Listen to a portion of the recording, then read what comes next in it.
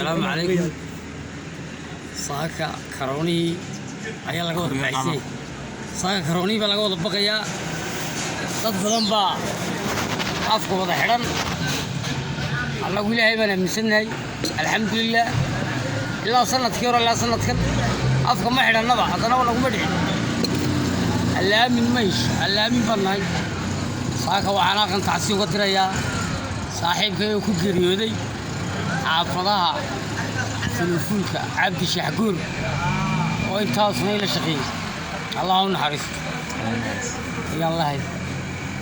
maxaad war kale maxaad ka qaadaysaa? ولاديسين سنريو ninka Cabdi Shaxguur. Waa dad cilmi weyn. Shaqada inuu waa safarti baa lagu dhigay moogta. Marka chat waa dareenka uu soo kicinay. Ya. Chat ku xukuna si min xaasil xulani.